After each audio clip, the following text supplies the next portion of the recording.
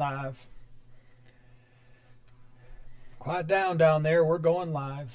Something in my eye. You have something in your eye, and we are live. Hello, everybody.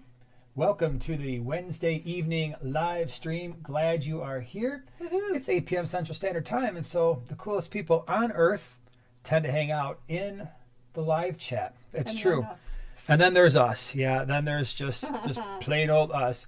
But glad you're here, and oh my gosh, That's Joanna. your phone. You can't blame me. I'm not using my phone. My phone's busted. Gosh, man, you just got a mess going on over there. So anyway, glad you're here. Thanks for being here. Yeah, so today we're going to just be doing the Q&A thing. We've got a giveaway today. It's, I think, a good one. Would you say? I mean, can you see all the stuff over here? Oh, yeah. Yeah, that's a good one. All the stuff. I can see it. You guys can't. So, but it's going to be awesome, I hope. So, yeah, hope you're all doing well. Things going on. What's going on? We just did the swap. Was that Sunday? This past Sunday? It was. Yeah, thanks to the people who stopped on by. Appreciate it. Yeah, so it's always cool having a midsummer swap because it's kind of an unusual thing, and it was pretty darn busy. It was. It was Yeah. way busier than I thought. Yeah, we didn't bring enough fish, that's for sure. I didn't know what to expect in June. Last year, the first swap happened in August, or July, but it was the first swap in a year and a half, so we expected it to be busy, and it was. This one was like, well, it's the summertime, and fish keeping kind of slows down a little bit for a lot of people. I think we only brought like 32 or 35 bags of fish. Normally, we're like in the mid to upper 50s, and we basically sold everything except for a couple bags. So, and cool. a lot of the cool stuff went right away. So anyway, thanks for stopping by if you did. Things coming up, there's another swap. If you missed this one, you're like, oh man, I really want to go to one. There's another green water Aquarius swap it's in July. I believe it's the 24th. It's a Sunday. We will be at that one as well. Hope to see you there.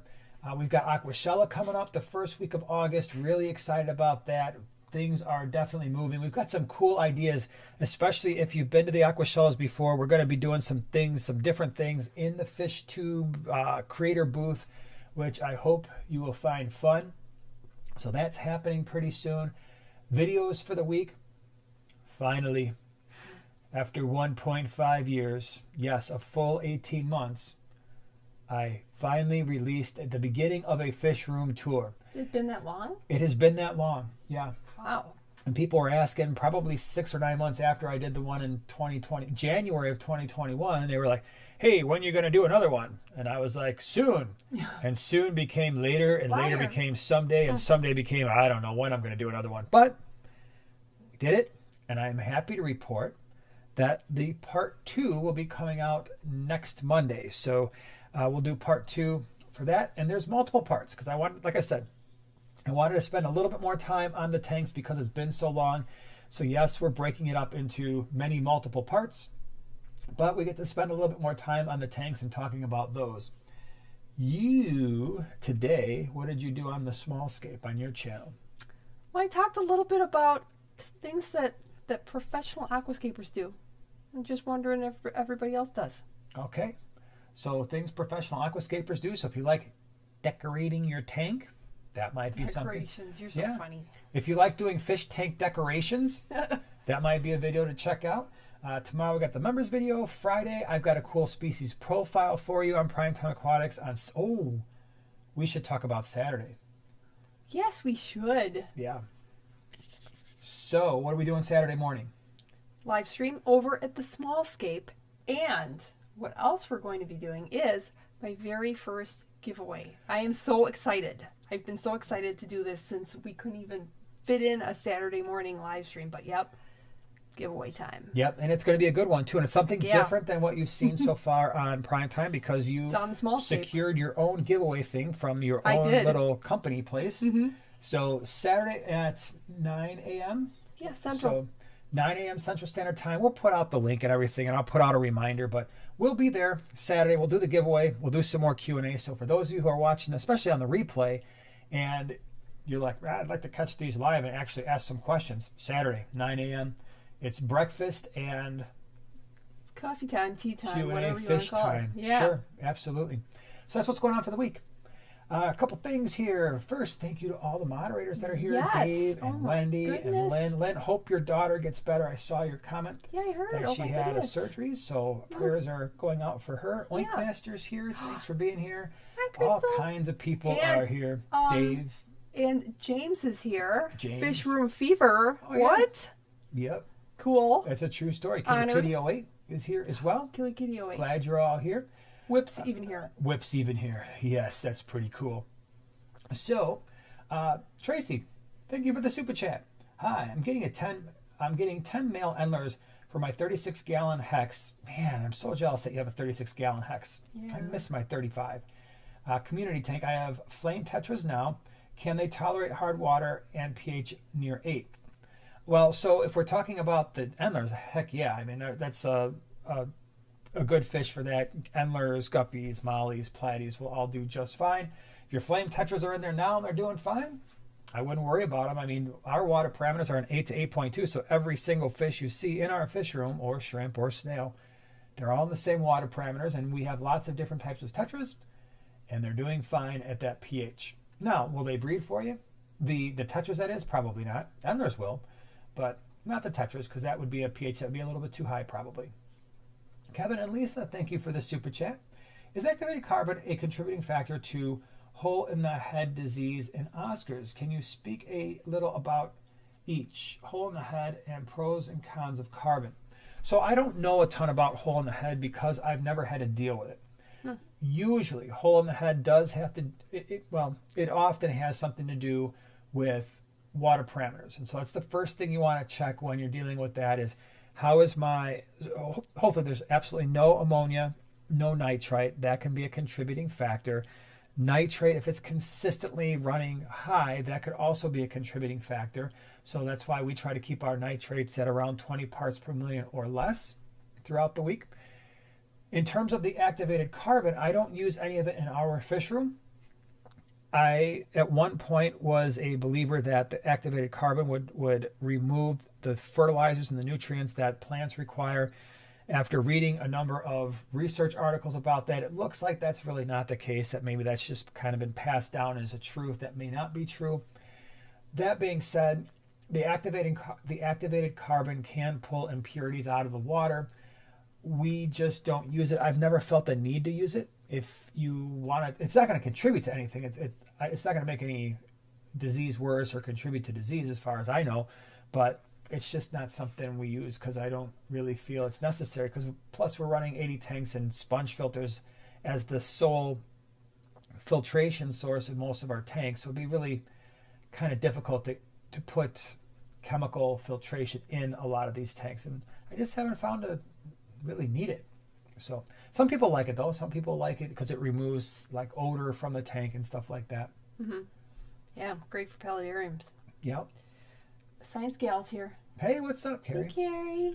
What's up? Yep, Carrie's been working hard on the whole creator YouTube booth. It's kind of her thing. Yes, I know, right? She Even coordinates a lot of that stuff. So in our meetings, she's got like spiral notebooks and all kinds of stuff. Like I said, highly organized. It's gonna be fun. There's gonna be some things happening that we can't quite speak about it just yet. No, because it's top secret. How do you like that? Is there any It's coloring top or glitter involved? secret. Because then you should include me. Well, I like to do both. I guess you'll know when you Carrie, get there. keep that in mind. I'll forward my resume. Okay. Well, If you could see the back. we'll consider it, All but I can't make any promises. Mm-hmm. Yeah. Jay Oliver's here too. What's up? Yeah, can't. What's up? Hey, Fish family, hope everyone is doing well and staying healthy. Can't wait to see you guys in Dallas. Yeah, it's going to be fun. If you're in that Yeah. region or in the United States, you can spare the time. It's worth it. It's worth the trip. Shannon and Ryan, hey, you guys should be there too, right? Mm-hmm. Texas peeps. Legion Aquatics says, how often do you clean sponge filters, and do you prefer coarse or fine ATI sponge filters? Two really good questions. Sponge filters. Couple things. We clean them every single week. And we do that because we are relying heavily on our sponge filters, not just for the biological filtration, but also if they're the only filter in our tank, then they have to take care of the mechanical filtration. It's the mechanical filtration that really plummets when a sponge filter is not properly clean. So every week when we're doing our water changes, we pull them out. I know this is going to shock some of you who've never heard this before, but we clean them in tap water every single week. We do all of our filters in every tank every week. So even if the tank has multiple sponge filters, they're all coming out. The hang-on back filter floss is getting changed out in the few tanks where we have hang-on back filters. So that's happening every single week. And again, the main reason for that is if you look in the backgrounds of all our videos, for the most part, most of the tanks look fairly clear. That's why we're doing it. Does it harm the biological filtration? Does it harm the beneficial bacteria? Not the way that we're doing it. And I've done a science series video where I actually went through the science on why it doesn't harm the bacteria. It mostly has to do with the contact time between the disinfectant / antiseptic and the microbe. And so when we're cleaning our sponge filters, because we clean them every week, they're only under the chlorinated water for maybe a minute at the most, but usually 30, 45 seconds. That isn't nearly enough time for the chlorine to come into contact with the beneficial bacteria and do damage, because we're rinsing them out. Right back into the tank water they go. I've never had a problem doing that. You should exercise a little bit of caution if you've never done that before and the sponge filter is the only mechanism, only filtration you have in the tank, because I think one of the reasons we don't have any issues is as we continue to do that every single week, the other surfaces in the aquarium take on a larger, more important role in housing the beneficial bacteria, whether it's on driftwood, on rocks, on the glass. But that being said, never had an issue. Now, the second part of the question, fine or coarse sponges, we have to use fine sponges because the coarse sponges don't trap nearly enough stuff and our tanks wind up looking pretty bad. So I don't use the coarse sponges. Not only that, I found when I'm using coarse sponges, unfortunately, the minute you move them and try to clean them, that's when people have the problem where all the stuff just dumps right back into the tank. Yeah, you can use the plastic bag trick, put the sponge in the bag and try to limit that. But the other issue I have with the coarse sponges is we have sand and we have cichlids in a lot of our tanks, and inevitably what they love to do is take the sand, spit it out all over the place, and then the way they wind up spitting the sand in the coarse sponge. So I take the coarse sponge out, it's dumping stuff back into the tank. I bring it to the sink, and it barely trapped anything compared to the fine sponge. But what it did trap was a bunch of sand, which is now going to go down my drain if I don't catch it in time. Too many headaches for me. So I do the fine sponges. That's the only ones I'll use because of all of those reasons. So hopefully that answered your question. Hi. Hi. How may I help you today? You know, we forgot to say what sweet stuff we got at the swap, besides plants. Don't say shirts. we. Oh yeah, I did. Yeah. Yeah. I thought you meant like stuff like yeah. We got these sweet shirts from Jorge and Pets. Yeah, that was Yeah, cool. yeah, it was really nice. Thank He you gave for us each that. a pet. Yeah, each a shirt. Not a pet. Each a pet. Yeah. He gave us a pet. Yeah, he's on YouTube. I got a Facebook, porcupine. and- Yeah. Oh, I saw a video the other day of a little hedgehog getting a bath. Yeah, hedgehogs are a lot of fun. So cute. Oh my gosh, they have the cutest little faces. They are. Jay Oliver, you've been a member for 8 months. Yeah, Yeah. isn't that crazy? Did you read this? I already did. Yeah, but it's a No, I know that you read his comment, but you didn't celebrate the fact that he was 8 months. No, I didn't. I just went right into it because I saw Dallas and I was just like so excited. Okay. To share That's excitement for Dallas. We'll let that one slide, but thank you for being a member for the last 8 months. Looking forward to hanging out with you in about a month. It's going to be cool, man. Infinity Aquatics, thank you for the super chat. We're all back. Are you going to the Triple Crown?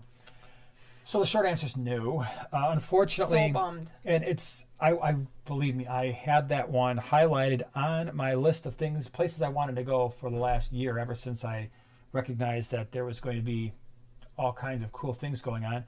The problem is we've got a lot of travel planned, and between the Aquashella in the beginning of August, we want to do the OCA. We've got Chicago Aquashella, which isn't a travel thing, but we got that.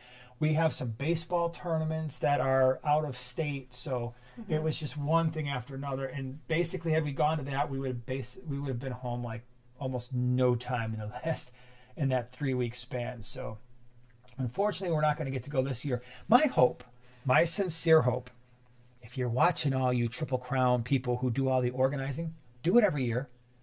Why? clearly you're getting a big response, and my guess is it's going to be extraordinarily well attended. Just do it. Do it every single year. Hold the Triple Crown. My suggestion would be to hold it not so close to an Aquashella. Move that bad boy into like June or something like that. I mean, you're already holding at the end of July, so you're in the middle of summer anyway, so you might as well hold it in June. Space it out a little bit so you can get more people that can travel, but do it every single year because there's a lot of people looking forward to it, and I think it could be a major thing in fish keeping if you did that, for sure. It's already got the cool name. Yep, it does. Triple Crown. Okay, what do we got going on? What you got? You got a thing? Oink Master's wishing everybody happy 4th of July. Hey, yeah. I keep Happy forgetting that pre-4th. that's literally around the corner. It's 5 days away. I get it. 5 days away until there's a bunch of not get it. explosions and illuminations in the air and barbecues and celebrations. It's going to be cool. A little bit. Thank you so much for the super chat.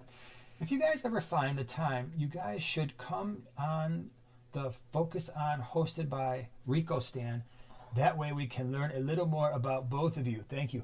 I think at one point we were planning to do that. Really? Yeah, so Rico Stan, if you're watching, I thought at one point we were talking about doing that, and then I don't know what happened. I think maybe, it could have been me. It could have been like, hey, let's do that. We were busy at the time, and then, yeah, so that would be cool. I've tried so many times to get on live, and we just can't squeeze it in. People ask us all the time, and it's like, no, you don't understand. It's like Monday night's busy, Tuesday night's busy, Wednesday's this. It literally is almost every single night we've got stuff going on. But once the baseball season ends, hopefully there's going to be a little bit more time, not drastically, but hopefully a little bit. Yep. Okay, Joan wants to know on the lowboy, did you cut the lift tube? For the sponge filters? So, okay, anything to do with filtration on a lowboy. So here's what I've done with the lowboys. For the multi lowboy, the one that was just in the fish room tour, I don't have any lift tubes on the sponge filter, so I just have 2 sponge filters because I believe they are the ATI Hydro. They're either 4 or 5s. They're fairly large. For the longest time, that was the only filtration on that tank. However, when you start getting into a situation where you have 300, 350 multis in a tank, and they're all digging sand and they're all spitting sand everywhere, and they do a great job of stirring up the substrate and everything in the substrate, but like I just mentioned, those 2 sponge filters in general do a fairly poor job of mechanical filtration. So, and the lift tubes, the absence of those lift tubes don't make it any easier, but yeah, if you have sponge filters in a lowboy, there's a really good chance you're either going to have to cut those lift tubes down to about 1.5 inches or just get rid of them altogether. So to compensate for that, we've been running a hang-on back filter. Well, we started with an internal canister filter on that multi-lowboy. It was kind of a pain just to maintain. The internal canister filters, just generally speaking, are going to be a little bit more maintenance, a little bit more effort. Not a lot, but just a little bit. So we switched to hang-on back, but there I've been very lucky in the filters that I've used. I've made sure that the intakes are short enough where it's not going to be in the substrate. And then with the Molly 50-gallon lowboy, those Seachem Tidal 35s are fantastic for the lowboys because they don't have an intake tube. The intake is right in the impeller area, so it works out really well. So that's how I roll with that. What else you got?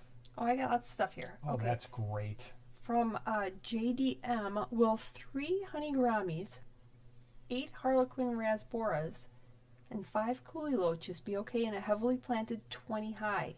And the pH is 8 to 8.2.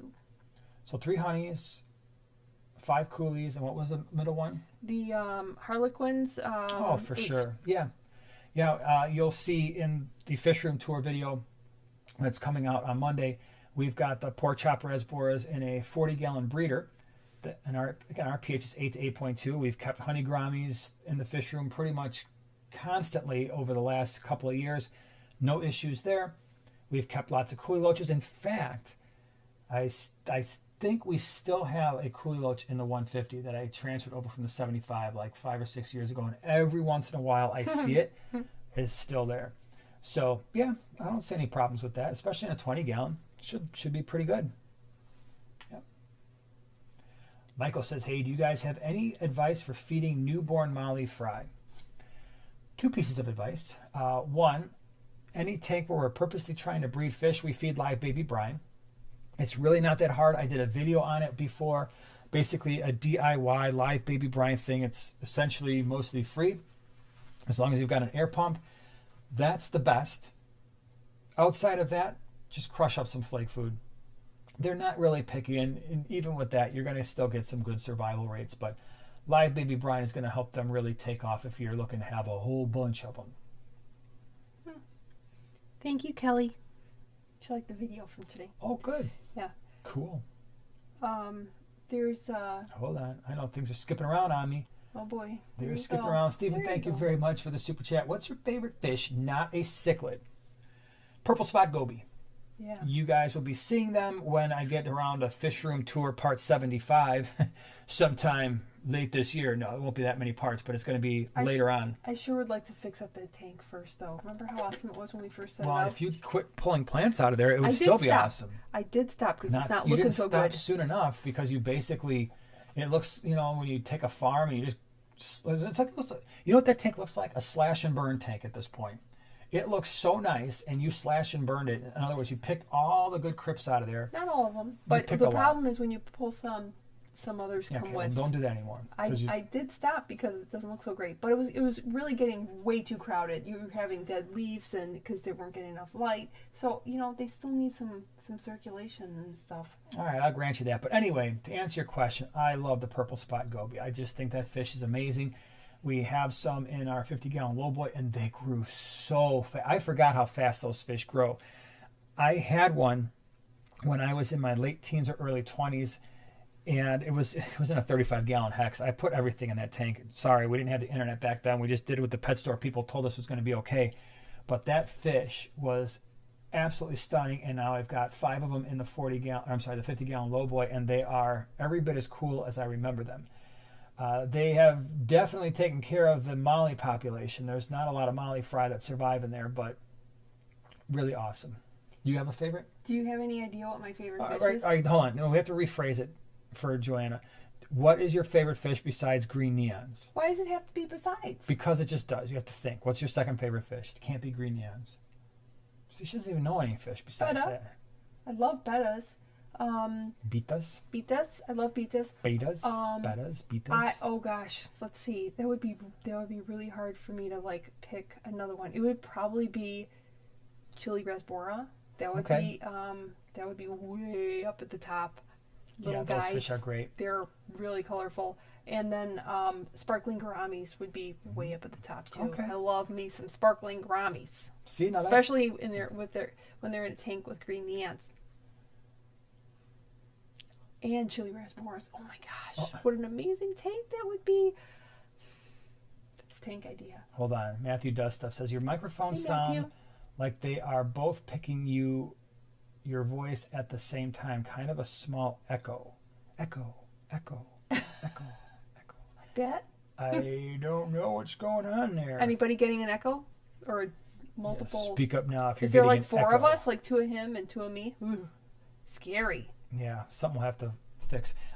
Dave, thank you so much for the super chat. Don't see a question associated with it, but if you have one, you look out for the question, okay? Okay, if there is one, from Dave. Okay, Dave. That's a super chat. Thank you so much. Same with League Korean. Appreciate it. Thank you so much for the super chat. Chris G, member for the last 3 months. Appreciate it. I've had several aquariums for years, but thanks to you, my tanks look amazing. Thanks for all you do and help out. You're both amazing. Well, thank you so much. I really appreciate it. We appreciate it. Glad you're here. You know who else is here? Who's here? Melanie. Really? Yeah. Melanie was hey, just Melanie. In town, and you guys didn't even get to, you didn't come over. Where were you? You were somewhere. You weren't here. Working. I'm always working. Oh, yeah, that's right. You were working. Yep. Melanie will be in Dallas. Yep. Woohoo. So at least you guys can hang out there cool. a little bit. Fish Punk, albino redhead tapaho or albino threadfin acara. If it were me, I would pick the threadfins, so the otherwise known as the albino heckelei.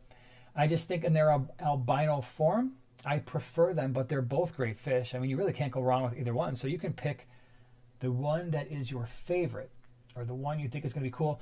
I think the albino heckelei / thread fins will get a little bit larger than the topos. The topos tend to be one of the smaller, the heckelei aren't geophagus, they're actorichthyes, but in terms of that body style, shape, sifting, sand sifting sort of fish, the topos are one of the smaller ones.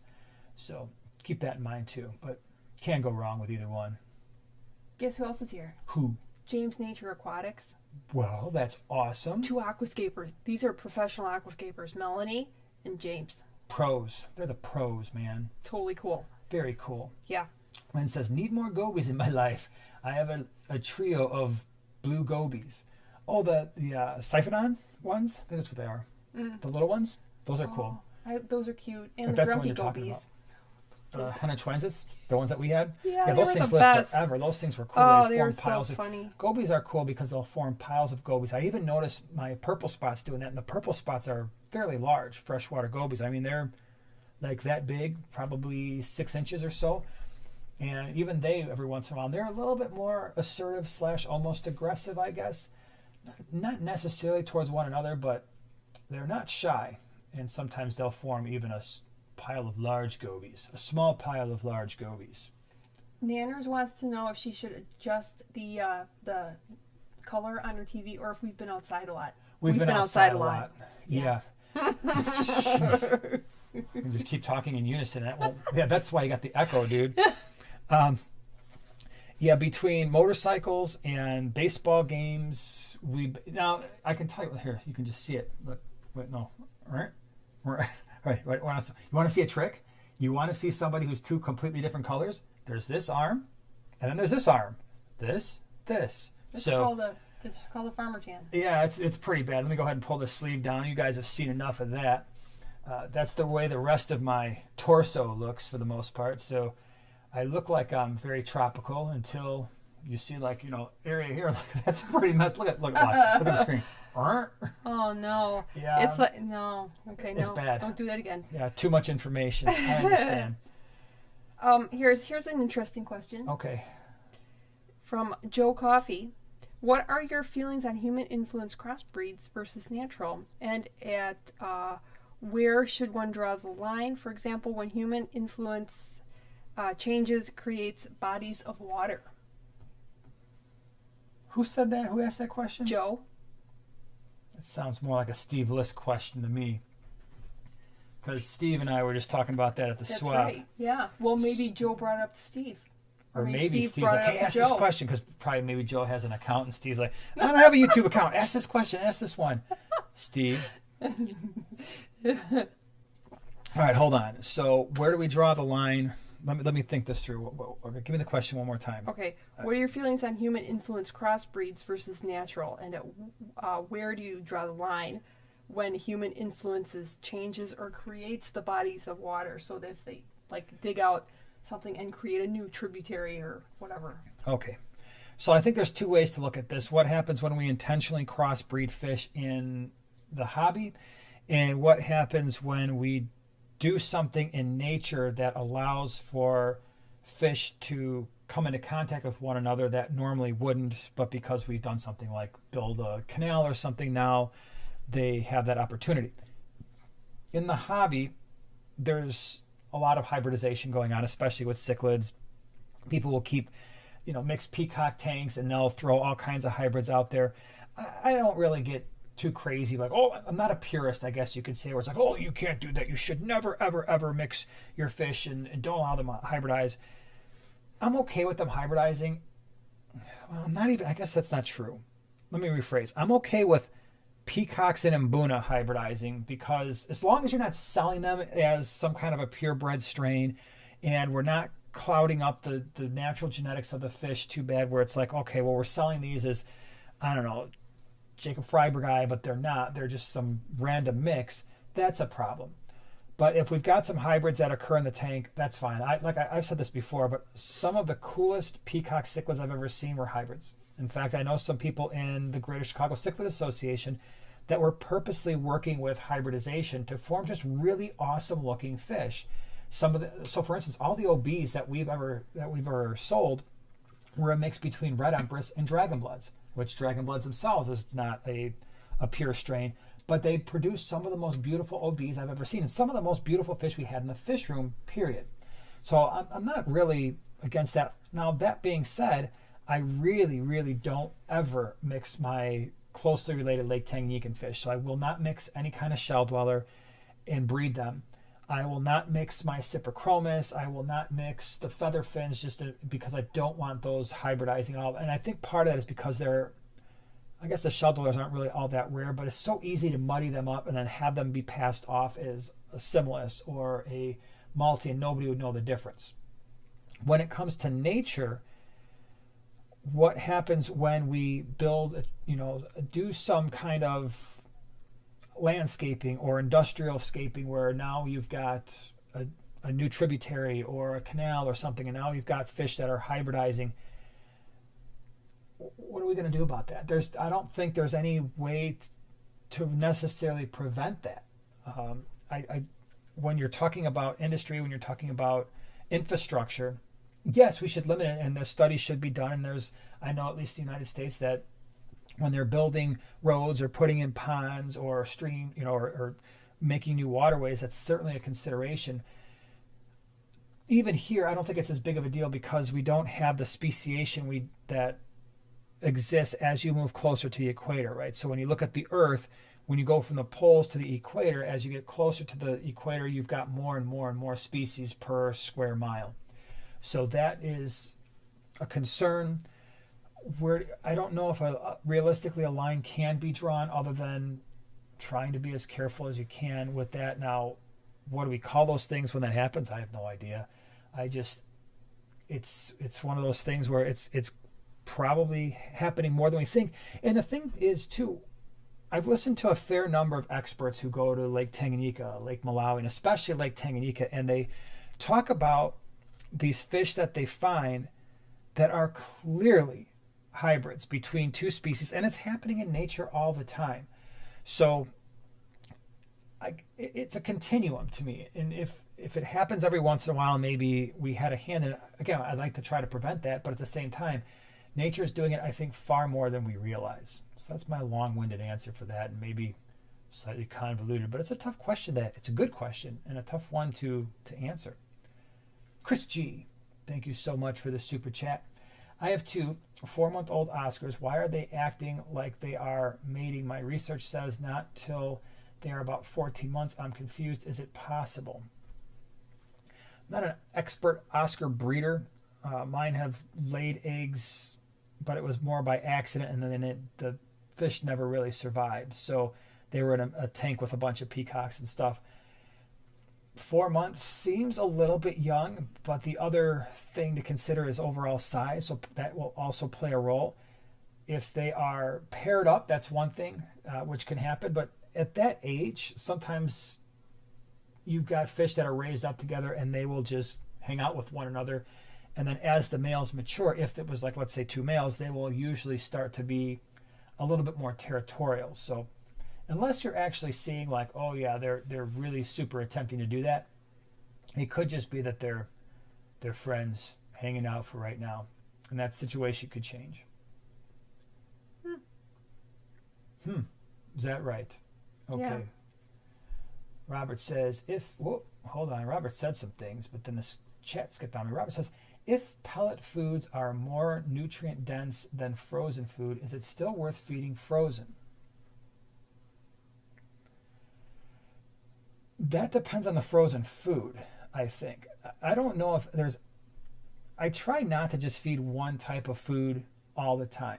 So when we're feeding fish, what we do is we feed all our prepared foods are North Fin foods. So we've got North Fin flakes, we've got North Fin pellets, but they're different types with different ratios of protein and ash and moisture. And so basically you're getting all these different mixes. So you could have community flake, you could have cichlid flake, we've got the kelp flakes, we've got krill flakes, we have pellets of all kinds, the cichlid pellets, the betta pellets. On top of that, we're always feeding to our smaller fish live baby brine. We do have frozen bloodworms, frozen brine shrimp that we can feed as well. We also use the North Fin Bug Pro.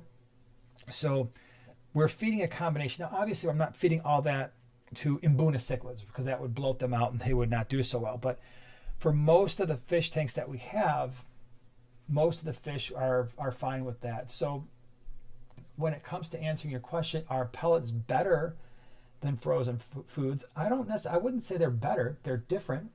Maybe better, different. They are different, but not necessarily better. So for instance, when I have fish that are having a hard time eating, where I want to know, okay, is there something wrong with them, or are they just not liking the food? My go-to is frozen bloodworms.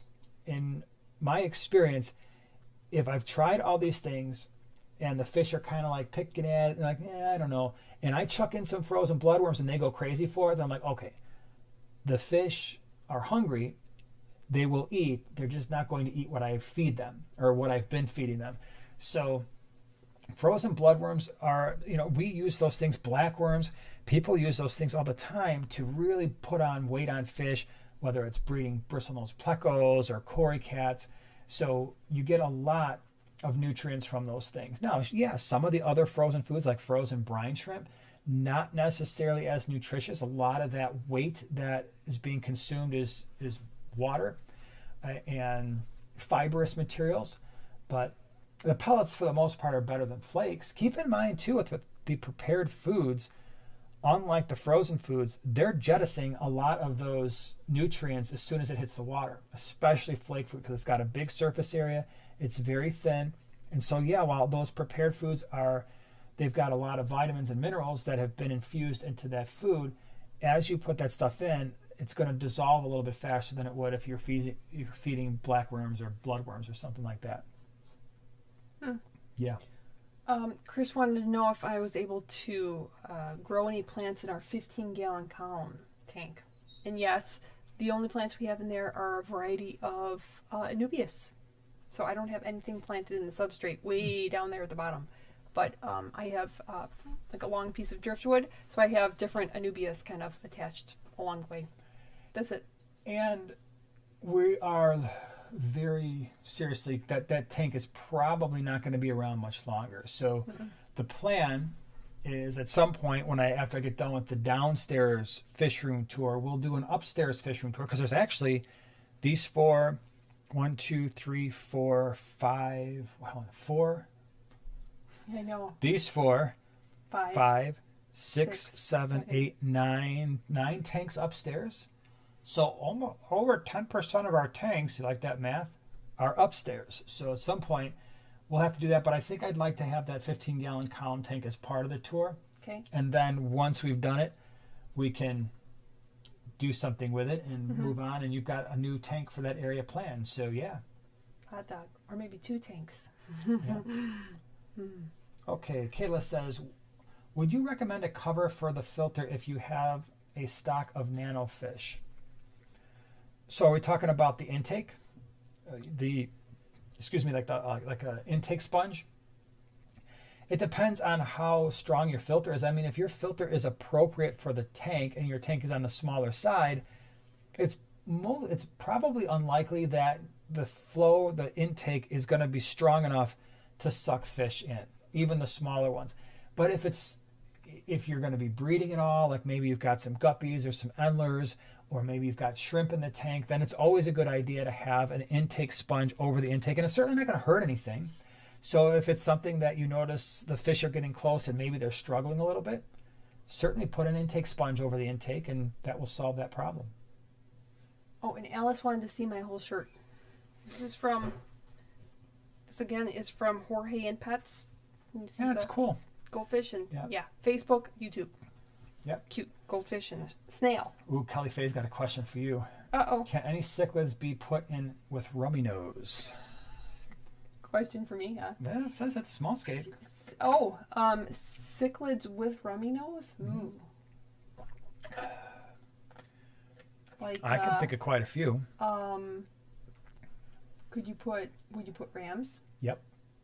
Maybe not the German blues, but maybe I would actually, because the rummy nose can go up there a little bit. Yeah. So, for instance, I don't necessarily know if I would recommend this, but in the 3,000-gallon discus tank at Wonders of Wildlife, by the way, if you are ever in the Springfield, Missouri area, it is and I haven't been to the Shed Aquarium in a while, so that's the caveat. But of all the public aquariums I've been to, the Wonders of Wildlife Aquarium, it's in Spring. It's associated with the Bass Pro Shops in Springfield, Missouri. It's the best one I've ever seen by far. Just the second best in the world is in Japan. I think we should go. Okay, well I haven't seen that, so I can't speak knowledgeably about that. But anyway, my point was there were rummy nose in that tank with discus, but it was a 3,000 gallon tank, and there were like 500, maybe 1,000 rummy nose in there. So if they pick off a few, who's ever going to know? That being said, yeah, I do think rams are an option. I think a pistogramma would be an option. I think checkerboard cichlids would be another one that you could consider. What else? The curviceps, possibly. Now, again, keep in mind when I'm talking about this, we have to be very aware of the sizes. We can't get really tiny rummy nose and have these other cichlids be full size, or you're going to miss some rummy nose. Cribensis would be another one that I think would work. But again, just be careful that the size difference isn't too great. But full-grown rummy nose with those cichlids full-grown should be fine. Tim wants to know, do claw frogs get big? I have never kept them. Me neither. They get bigger than the dwarfs. Video, but they were pretty small at the time. Yeah, they are bigger than dwarf frogs. That's all I know, but I have never kept them, so I'm not sure. All right, see, Chris says, question for Joanna, did you get plants? Yeah, you did. All right, you already answered that one, the 15-gallon column. Yeah, we got a bunch of Anubias in there. Yeah. Anubii. Yeah. Melanie says, looking forward to Dallas. Wish I could have visited with you last weekend. Yeah, that would have been cool. Would have been cool. But you came in and did your plant meeting and boom, back out again. Back out. I know how that goes. Person with places to be. Yeah. We understand. There was, I can't find the comment, but now I'm just remembering. Ken Lee is here. Hello. Ken Lee. Really? Twin Cities Guppies. Twin Cities Guppies? I still always recommend your guppies because we still, do you remember the first Aquashella? We still have those Dumbo ear guppies. Not as many because we kind of accidentally weren't doing what we were supposed to do with the colony as well, and they started breeding all kinds of crazy stuff, but we still have a few of those. So it's pretty cool. Yeah. That's been a while. Wow, that has been a while. Yep. Wow. They're like grandbabies. I'm scrolling around the world of axolotls. I'm now getting a new tank tomorrow, and it's because of you guys. So it's our fault. Is that Pushers. You're blaming us? Yep. We'll take the credit for that. Yep, we're pushers. I'm fairly new to the hobby. I have 2 tanks now, and you guys have helped me a ton in the hobby. Appreciate you guys. Well, thank you. Glad you're enjoying it. That's the key. Always make sure it's an enjoyable thing. Whoops, world. I can't unsee that, Jason. No, you can't. Now you know. I'm albino on the inside. I'm like an albino hecali on the inside, but on the outside, I don't know what I am. Oh, this is from Dave from the super chat earlier. Okay. Oh, good. I think this is for you. Well, it says, what do you think about adding a JD and Firemouth to a Jack Dempsey and a Firemouth to a 90-gallon that homes a gold Som and I don't know about Andino Acara Rivulatus and 8 giant Dianios as dithers. Oh, that's hard to say. I don't know about the gold Som. I've never kept one of those before, so I don't know about that. The Daniels are fine. The Jack Dempsey with the Firemouth is fine, but I've never kept that other fish before, so I don't want to tell you something like, oh, it'll be fine. You put them in there, and then there's just an all-out war. And it's like, oh, thanks a lot for that, man. You said it was going to be okay. All right, I think it's time to do the giveaway. That's what I think. So let's hold on a second. I just want to make sure that we didn't. Oh, see, hold on. We skipped a couple things here. Oink Master's been a member for 10 months. Thank you so much. Have you found any type of wood that deteriorates faster faster than another after splitting into smaller pieces? I have Mopani that I would like to split. Mopani's fine. It's a harder wood. The one you got to watch out for is Malaysian. That stuff gets really soft and brittle. And breaks I think that's probably the one that breaks down the fastest for us. For sure. Yeah. S. Moore, thank you so much for the super chat. Love your work. 2 questions. I have a saltwater 92 corner with FX5 canister. What size tank should I begin using a sump system? Tank seems to cloud after feeding. Would a protein skimmer help with my setup? Okay, so I cannot answer the skimmer part. I've never kept saltwater fish in my life, so I am, unfortunately, I'm sorry, I'm just not a good resource for that. In terms of the sump system, at least on the freshwater side, I wouldn't even consider a sump until I've got a 6-foot tank. That's just me, and probably something larger than a 125. So maybe if I had like a 180, a 220, something like that, 220, 221, whatever it takes, then I would consider a sump. But for the most part, I just stick with my hang-on backs and use multiples. So sorry I can't answer the saltwater question. I just, trust me, you don't let me answer. I just like the way they look, and I know they're expensive. That's what I know. All right, we're doing the giveaway. So let's explain what the giveaway is first. So, all right, there's 4 things. So one winner is going to win 1, 2, 3, 4 different things. So the first one, we'll start with this because it's just closest to me. You're going to win some Fritz A+ aquarium salt. Fritz Aquatics is a channel sponsor, as many of you know, and they agreed to send us all kinds of stuff for the 2022 fish season, so that we could give this stuff away to you because they support us, and hopefully you will take a look at them. So Fritz, high quality stuff. All right, so you're getting the salt. The next thing that lucky winner is going to get is the bacteria shield. This is a nice preventative, so it's all natural. If you've got new fish, and maybe especially for you people, this giveaway has to be in the 48 connected continental United States, contiguous states. So, but for you Canada people, I don't know if this is something that's available to you, but if it is, you should check it out because it's an all natural thing. It's got oils that will help increase the slime coat of fish.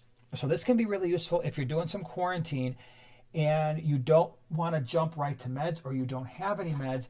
This can help increase their slime coat and help prevent infections from taking hold. You combine that with something like salt, if the fish can take the salt, and maybe a little bit of temperature if you notice something's going wrong, and that can certainly be helpful. The next 2 things, let me bring it over here, are these guys. So basically it's the external parasite medicine pack, Maricin 2. These are really great. You got the erythromycin in one, and then the what is the other one? I can't ever remember. What is it? Minoxidil, I think is the other one. So these are when used in combination, they're antifungal, antibacterial. So fin rot, pop eye, that kind of thing. These things are really good. We use these in our fish room quite a bit when we bring in fish. If they look at all off, we're usually going to the Maricins. You've probably heard me recommend them numerous times because the stuff works really well. By the way, if you're looking for this stuff online, check out Flip Aquatics, the other channel sponsor. They usually have this stuff, but it's been really great having these things in the fish room so that when things potentially go wrong, it's there. Now these are 24 packs, and I think a single pack treats 10 gallons. I think that's what it is. Don't quote me on it, but I'm almost 95% positive. So you're going to have the external fish medication potential issue value pack going on here, the fun pack, for one lucky winner. All right, what we're doing is we are doing a number. Oh, I got to say the go thing because you don't know what number it's going to be just yet. Exactly. So and after you type go, it's got to be after then I type you're go. going to guess, and we have to tell you the range that you're going to be guessing. So the range is 1 to 20, go. So first person who gets the number that Joanna picked, a number between 1 and 20. Yeah, oops. And let's see here. Oh. I'm not looking here. I'm slacking here. Oh boy. Hold on. Oh, this is going to skip. And make sure you're on live chat. Yeah, not. Hold on. My gosh. Oh. I don't see it yet. I don't see it yet either. Yeah, I thought you were going to pick an easy one here. Oh, I got it. Got it? Okay, hold on. I got it. Oh. Okay. Yeah. This one right here? Yeah. All right, let's just double check. So Frequently. we do have a winner, so you can stop typing now. You can stop typing numbers. And she's guessed this before, but she's always guessed it after somebody's already guessed it. You can cease typing of the numbers because we have a person who guessed the right number, and that person, are we ready? Drum roll. Go ahead. Shannon Burnett and Ryan. Woo! Yep, you guys guessed it. It was number 3. Number 3. So, Shannon, what you need to do is send us an email at, ready? Primetime giveaway, all one word, primetime giveaway at yahoo.com. Give us your address, and we will send you the external parasite fun pack by Fritz Aquatics. So thank you to everybody who played the wonderful game. Yay! Look at all the people now. Look, there's like 10 people over here who started guessing number 3 at the end. I know. So you just got to be a little soon. You got to guess it a little bit faster, and you're going to be on the go. Mm-hmm. So that is pretty cool. Yay! Congratulations. Now, again, I saw a couple. I got it first. You have to be. There's 2 different settings on your live chat. One is top chat. The other is live chat. If you're in top chat, it's just going to show you the ones that YouTube thinks are most relevant, i.e., your chats and probably a few that you looked at. So you got to be in the live chat setting, and that's what does it in chronological order. So if you think you were first, you probably weren't if you're not in the right setting. Mm-hmm. Okay. Then it messes it up. So congratulations. Again, Fritz Aquatics, great stuff. We use them all the time. You hear me say all the time that the 2 big ones that I use constantly when we're setting up tanks is Fritz Zyme 7, the Fritz Turbo Start. The Marison Oxy is really good. We use that a lot too for the external stuff, especially when we see any kind of bacterial or fungal thing starting up. That is definitely a go-to. I saw a super chat right before the numbers thing, and now it's off the screen, but it was a thank you. So thank you for the super chat. And as I'm scrolling down here, I think I saw Fish Stand 20-gallon long, game over. Thank you so much for the super sticker. That's pretty cool. All right, back to the questions. And we do have, if you want to, we have a Ross says he got 3 first. So I am checking. I see your number 19. Let's go back again. Yeah. Don't worry if we don't purposely try to miss somebody we haven't yet, but if we can go back and we can look at even after the live stream posts and we go back into the live chat, we'll start to see all the stuff come through. So if that ever happens, we'll make it right. And just make sure you're on live chat, not top chat. Yeah, I already said that. You didn't listen. I'm just saying, just so everybody knows if somebody's just popping in. Yeah. Well, there's a lot of guesses. Okay, so let me scroll on down here. Oink Master's here. Oink Master, I'm glad you're here. It's been a couple weeks. Hope you're doing well. Let's see. Whip's World. Shannon has it first. Confirmed by Whip. Well, he's. I see Ross's. He's pretty and I'm gonna reliable. Yeah, and Jas, he got it. I don't know if I pronounced that right. Jace or Jas. He got 3. So did Dylan. I'm going like back up though. Yeah. So, and then I can't get to the further. Regina, thank you so much. You've been a member for, does that say 19 months? Oh my goodness. That's really cool. Thank you. Thanks to both of you for being so helpful and supportive. Well, thanks for being here. Thank you for your support. Really appreciate it. Glad you're here. How did I get all right, let's see here. Noelle says, at Cheryl, I swear, 220, 221, whatever it takes, is in my vocabulary at least once a week. Someone who is, and for those of you who don't know, as someone, I've probably watched that movie. It's just on our rotation. It's one of the movies I just like to watch because I like to watch it as a kid. It's Mr. Mom is the movie, and I don't know why, but it's just a movie that's constantly in the rotation of things I could pretty much quote that entire movie to you. Yeah. Yes, he can. Yeah, I could. I won't, but I could. Where's your YouTube? I lost it. Oh, for crying out loud, Joanna! I'm sorry. Thanks. Joanna, what are you doing? Thanks. You better watch it because I could just like be over here deleting apps and stuff. She really could be. I totally could. Or moving them around and you won't be able to find them. That would not be cool. Justin says, I am hoping to get a honey gourami. A few pandacories, and some zebra danios. I am a beginner and would like to know how many of each fish I could keep in a 29-gallon. Well, that's a great size. So congratulations, you've got yourself a really good size tank to start with. The honey gouramis, the pandacories, and the danios. It's a good combination. Honey gouramis in a 29, you can do 6 if you want to. I think that's a good number. Pandacories, I would do at least 6, 7, somewhere in there. And the zebra danios, probably 15.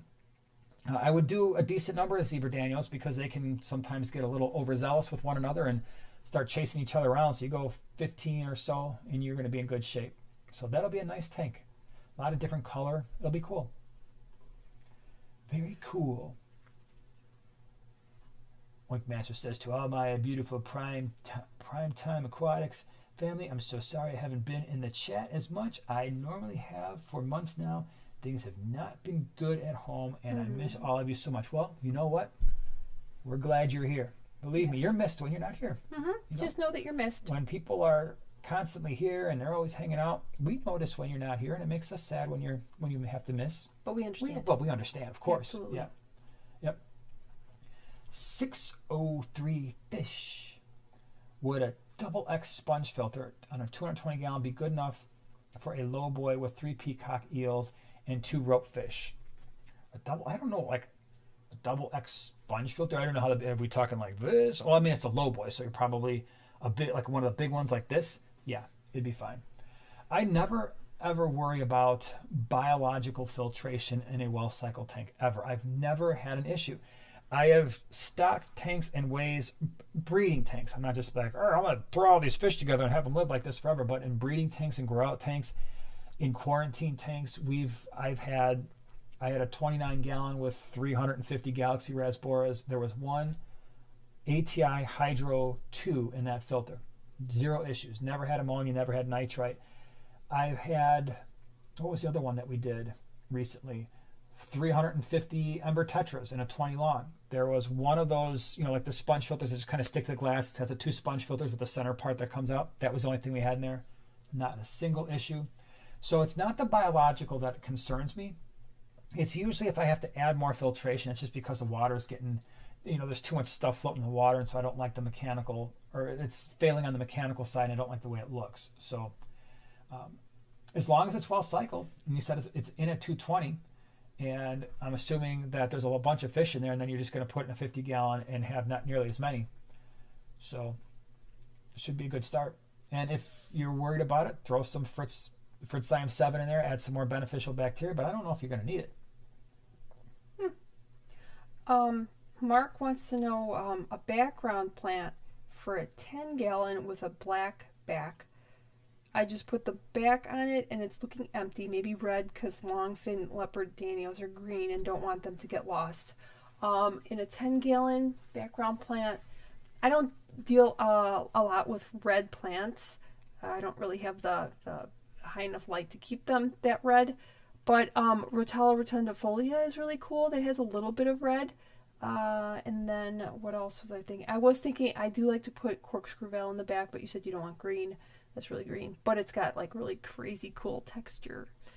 Our crypts have stayed, especially the 50-gallon red, low boy, they stayed a little bit reddish. Mm-hmm. More like darker. a reddish brownish. Not brown, like dead-looking brown, but right. It was kind of a reddish brown. Mm-hmm. Yeah. But yeah, between those three, it's about it. Yeah.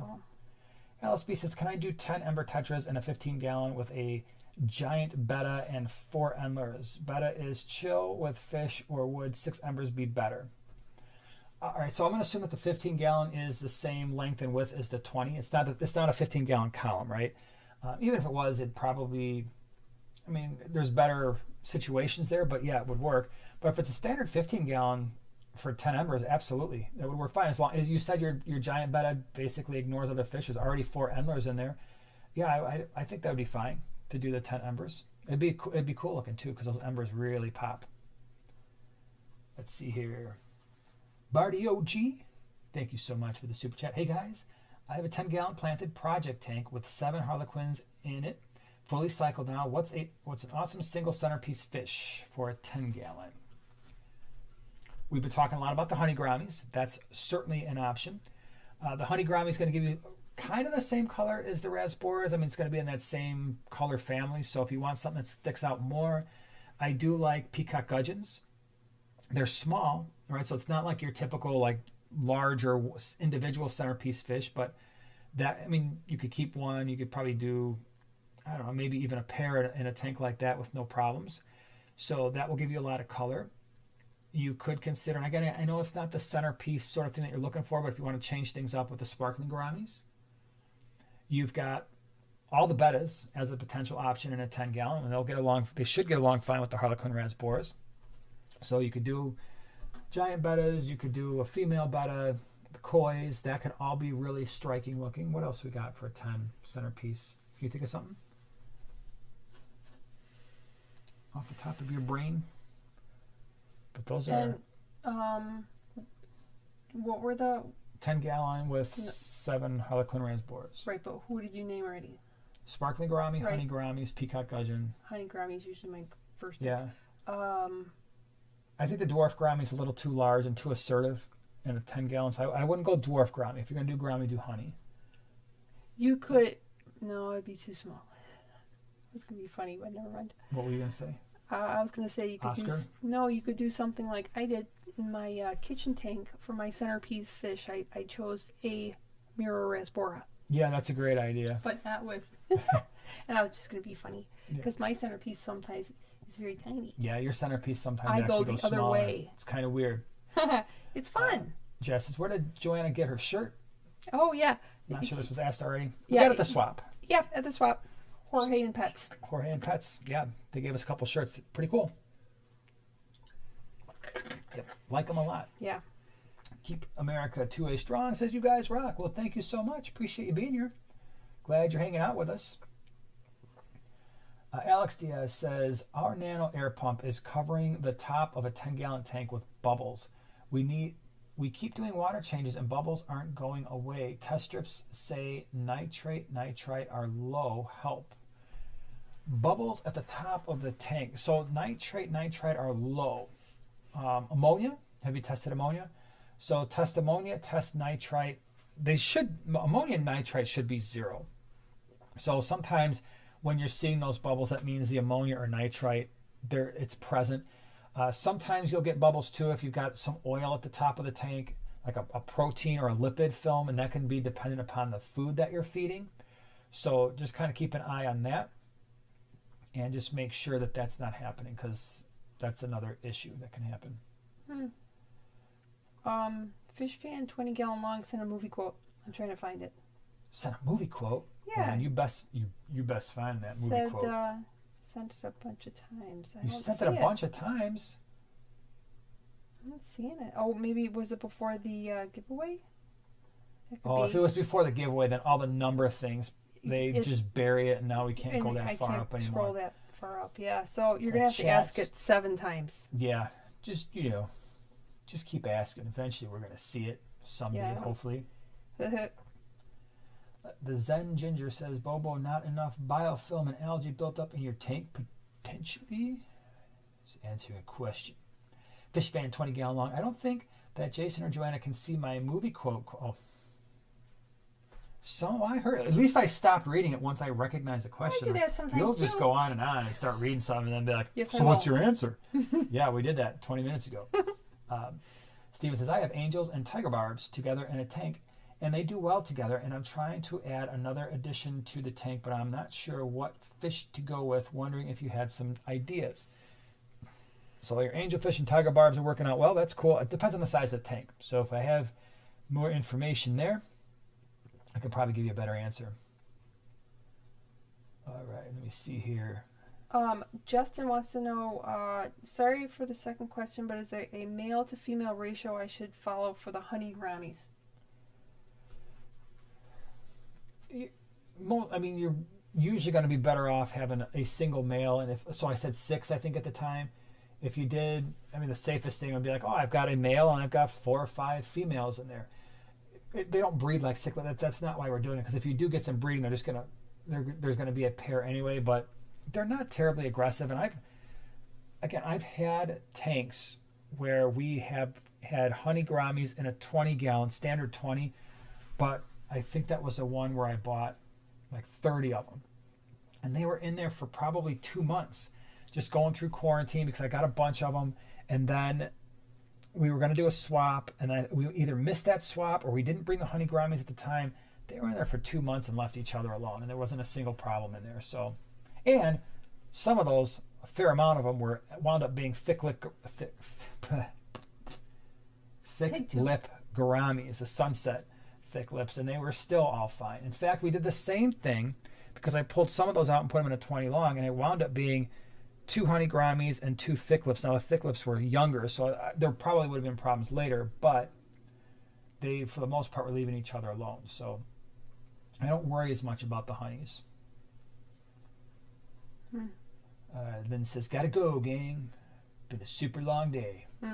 Well, I hope you have an okay night and everything goes well. Take care of her. Yep. All right, let me see here. We're scrolling around. Toy time. I just changed my water yesterday and already algae is bad. Water is super cloudy too. What am I doing wrong? It's algae and not a bloom. So always start with water parameters. Whenever you're having an issue with your tank, I always go back to water parameters, and that means ammonia, nitrite, both at 0. Nitrates at 20 parts per million or less. Is my pH stable? So I might actually measure that a few times. My GH, KH, pH, is that all stable? So I'm starting there. Cloudy water in a new tank is often associated with an ammonia spike or later on a nitrite spike. So that correlation can be fairly strong. If you did a water change and you were disturbing the substrate a lot and you don't normally do that, that can create some temporary cloudiness. A lot of times, especially as a tank is settling in, if you just let the tank settle, sometimes that cloudiness goes away. So just start with the water parameters though. And make sure there's no dead fish in there. That's the other thing too, is sometimes if there's a dead fish kind of hiding away, that can, and it doesn't matter how many water changes you do, it's just as that thing decays, it's going to make the water cloudy. All right, I got a couple. All right, first of all, have you ever seen Mrs. Brown's Boys? I have not. Oh, I can tell you haven't because it's British. I think it's British, so you would definitely not have seen it. I have not seen it, but I'll put it on the list. It says, Mars says it's hilarious. It's on the list. Cool. And then Disabled Sean says, "Cheers to my new male betta, Barry." Cool. What a great name, Barry. Barry the betta. Barry the betta. Yep. I love that. I may knock that off at some point. Steal the name? Yeah, you can do that. Oh my gosh. Yeah, because I had Bob, my dearly beloved Bob the betta, and there were a number of other Bob the bettas. I'm sure there's been a number of them, yeah. But there was only one clear Bob. Toy Time with Ash says water is green. If it's green, then usually that means that there's some type of nutrient in the water that's too high. Often it means nitrate, and or the lights are being left on too long, or especially if it's in like by a window where it's getting a lot of natural sunlight, that can be a problem. If it's not a planted tank, then what you could do is shut the lights off, turn them on for maybe 20 minutes a day, a couple times a day, just when you're feeding. So let the fish wake up. So don't just turn the lights on and feed the fish. They're not awake yet. So turn the lights on, wait 10, 15 minutes, feed the fish, let them eat, lights go back off. But you also have to make sure that the nitrate levels are low. So if we can keep those at 20 parts per million or less, you do both of those things, and usually it helps tremendously. Keith, thank you very much for the super chat. Thinking Variatus platies, mountain minnows, rice fish, and koris in a 29-gallon. You're already shaking your head. Yeah, I am too. What would be a good numerical mix? No experience with plants. Can you recommend a floating plant that would be okay with these? So, Variatus platies, mountain minnows, rice fish, koi cats. All right, what would I do? If that was going to be my mix, I'll let you think about the plants. I'm going to think about the fish. Okay. Yep. I would do probably 2 males and 4 or 5 females for the Variatus platies, at least. So that's about 6 fish. I wouldn't hesitate to put in 8 to 10 of the white clouds. Rice fish, again, I think you could do a couple males and 4 or 5 females. Koi cats at the bottom, 5 or 6 That's probably how I would do it. Now, again, I wouldn't necessarily throw them all in there at once, because if this is a newer tank, even if you're using cycled filter media, you might want to add those slowly. So maybe it's like, okay, you know what?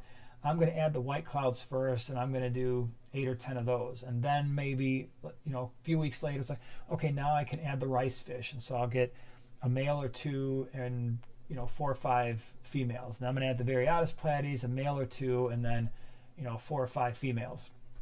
And the cory cats. So I would just kind of space all of those out. Okay, for plants? For plants? Yes, for plants.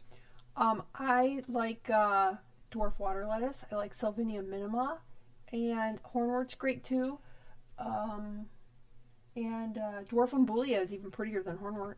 Now, with the exception of the dwarf umbulia, all of those are just like duckweedish type of like true floating plants, like right on the surface. So it's not going to offer any visual appeal inside the tank. I think it will. The umbulia will. Oh yeah, all right, I guess so. Like some of these back here. Yeah. However, if you want planty plants that can float in your tank, then I'm going water wisteria, water sprite, or hornwort. Even guppy grass can have a nice look to it. Well, you're going to see that on Friday. You're going to see a tank with some guppy dwarf grass. Dwarf umbulia. That's why I mentioned hornwort.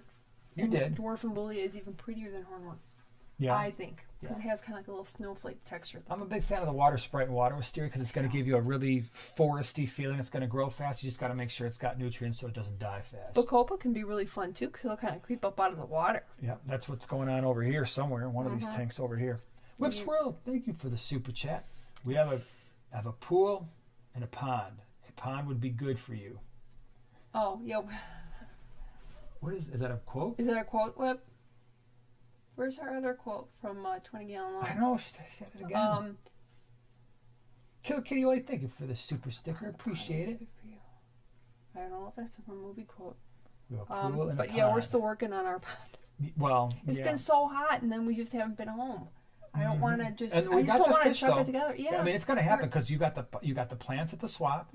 The fish have been in quarantine now for a few weeks, so they're ready to go. The whole thing is ready to go. But by the time we do this, the summer's gonna be over. Like, yeah, we started it in September, had to close it in October. Didn't really work the way we had planned. It was awesome for 2 weeks. Yeah, it was the greatest thing we ever saw for a couple weeks. It was really relaxing. T-Rock, I just recently got a new blue gourami and noticed flashing behavior and black poop. I'm guessing it's an internal parasite that he is getting rid of due to black poop. Do you think he will be all right? So the flashing behavior usually isn't going to be something internal. It's usually going to be an external parasite, most common one, of course, being ick. So be careful there. If you notice, the gouramis in general, when they get ick, they often will just lay at the bottom of the tank. I found that to be a very good indicator that something is just generally wrong with the tank, or there's some kind of a parasite in the tank. So just keep an eye on that. The black poop, keep an eye on that as well. If the gourami is eating okay, it's acting okay. If it's a new fish, give it a day or two and see if things kind of equilibrate, because you just don't know what it was eating before you got it. So just keep an eye on that fish. But that flashing to me is probably a bigger concern than maybe the poop being a little darker than you're used to seeing. Whoops World. It's a quote. Caddyshack. That's what Larry says. It says it's Caddyshack. I'm trying to think which character says it. I don't remember. I've only seen that movie like, oh yeah, everybody's saying Caddyshack. That would they probably got it. be, it's got to be Chevy Chase or Rodney Dangerfield saying it. Or it could be the little chipmunk. Yeah. He's not a chipmunk. What was in there? What was the animal that was in there in Caddyshack? Groundhog. Groundhog, chipmunk, whatever. Same thing. Noel says, Joanna, where did you find your dwarf umbulia? I got that at a swap. You get everything at the swaps. Yeah, I was really excited to get that. That was, remember when Kasha and Fu were there? Remember? Oh, when me and Fu were getting all the you were sweet getting all the plants. Oh gosh, have I ever seen it for sale? Does Flip hat? I don't know if I've even seen it at Flip. Well, you can go check. Terry says, I breed red wag platies. I really like red wag platies. You know why? They're like my comfort. I think the reason why I like platies is they're my comfort fish. Because they just remind me of fish keeping when I was a kid. They were really popular, and it was one of the first things that we got where they just always seem so happy. They're always swimming around. They're always full of action. And yeah, platies are that's going to be the title of my next video. Well, not my next one, but one of my videos. Platies are my comfort fish. Let's go look at them together. So, be really cool. Yeah, so for whatever reason, Fish Fan, all it says is... It was a gopher. Chris says it was a gopher, and it was Ronnie Dangerfield. Well, what did I say? I don't know what you said. Nobody listens. I'm just kidding. That was really fast. That was good. Yeah, I was a little too fast. I probably said groundhog. Gopher. Yeah, oh, yeah, of course, it would be a gopher. Yeah. See, we were both wrong. Isn't that great? We were both wrong. That's right. But Sweet. I was more righter. You were wronger. Definitely wronger. You were way wronger. I'm sure genetically chipmunks are Anyways, more closely related. Fish Fan 20 gallon long. All I see here, it says, at Primetime Aquatics, what movie is this from? ? But yeah, I don't see... I don't see a thing, man. Yeah, I don't see the thing. Alice B says, will Odos eat blackbeard algae off my valve? I don't know why, but it looked like I said for a second, off my car. I'm going to take some Odos out of the tank. I'm going to slap them on my car, see what happens with the blackbeard algae. Probably not. I don't know many fish besides the Siamese algae eater that really likes to eat blackbeard algae. I don't even know if they really like to eat it, but there's just not a lot of fish that will eat it. I think maybe I don't know if the Florida flagfish will really do much to it either. They didn't in my 125. They ate all the green hair algae. They didn't touch blackbeard. I don't think the Odos will, but it's been a while since I kept them because they do really bad in our water. So, it's one of those fish we just can't keep. The Odos, cardinal tetras, German blue rams don't do particularly well in our water either.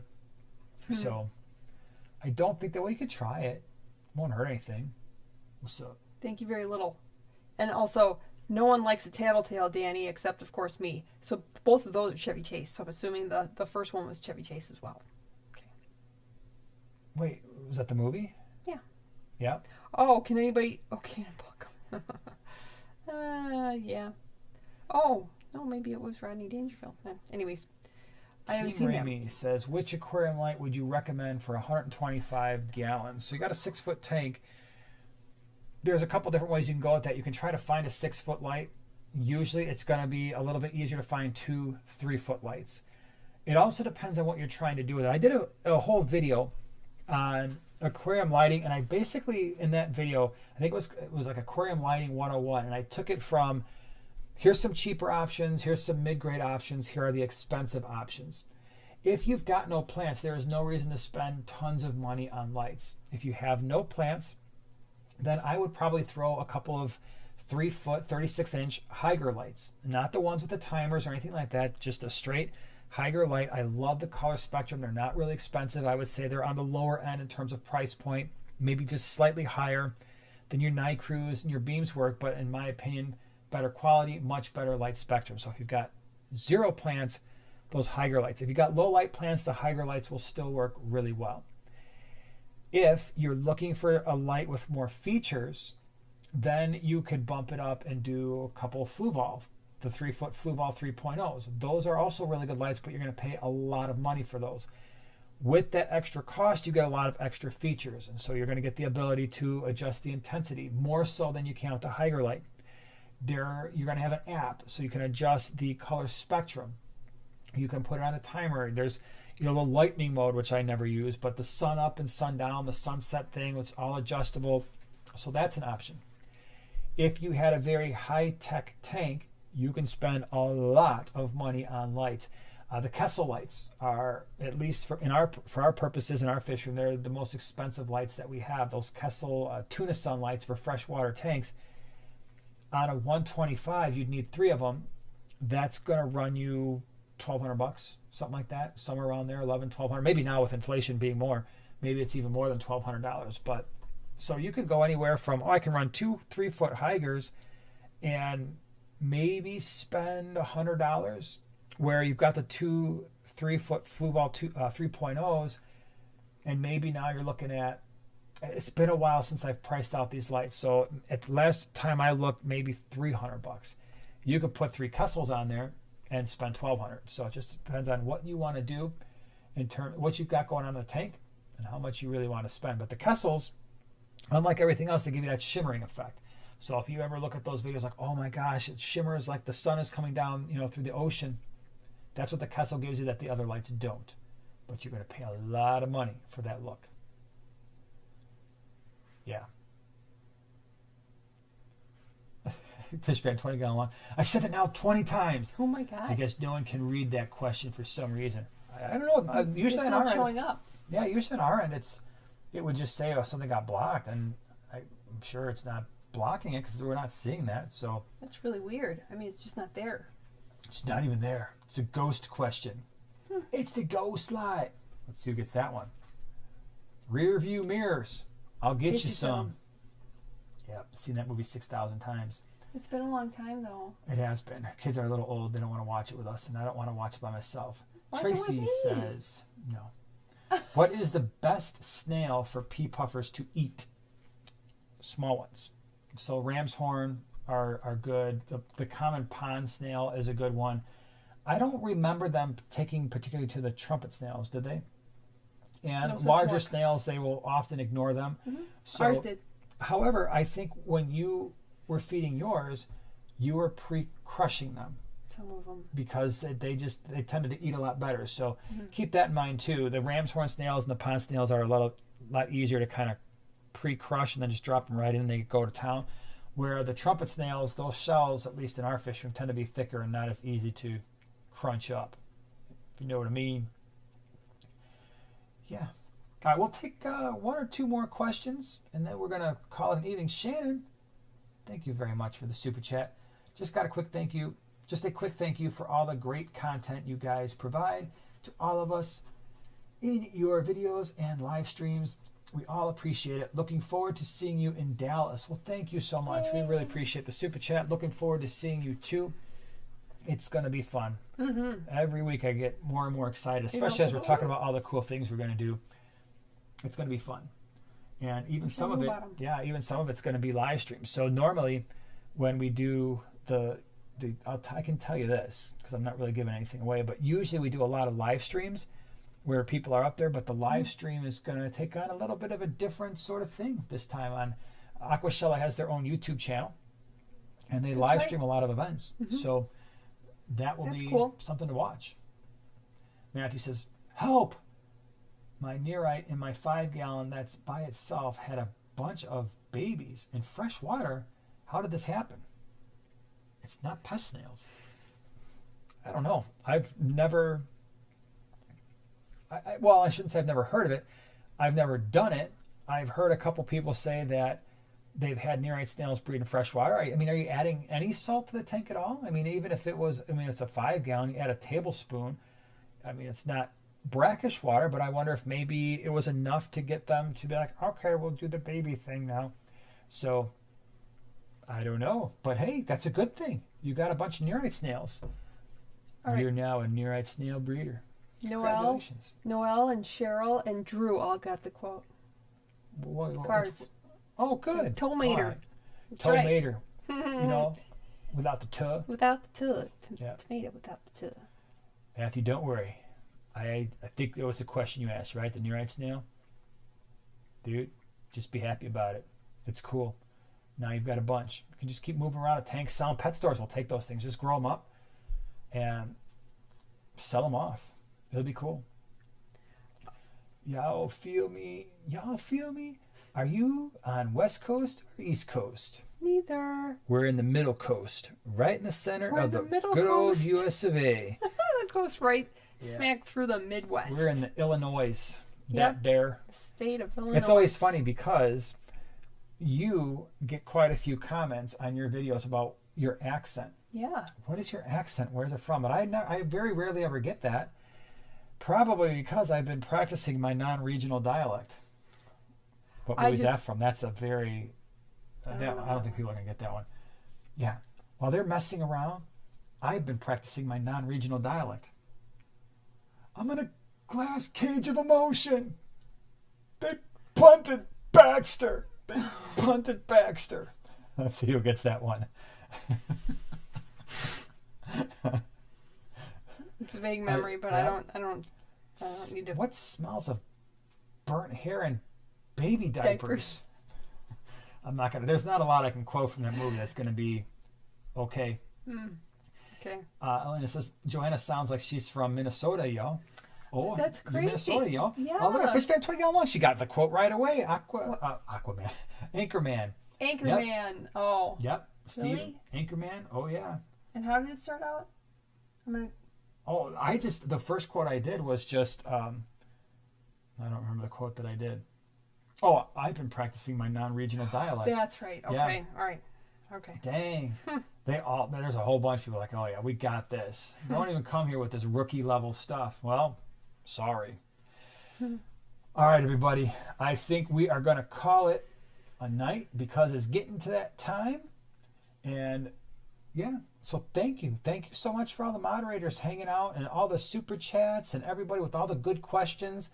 Don't forget, check us out. Come back Saturday morning, 9 a.m. Central Standard Time on the Smallscape, her channel. We're going to do another giveaway. It's going to be something different. It's something we've never given away before. It will be worth it. So thank you very much to everybody who was here. It was a good night. Glad we got to hang out with you. It's our favorite part of the week. So thank you. And we will see you hopefully Saturday morning. If not, we'll see you next week. Bye-bye. Bye.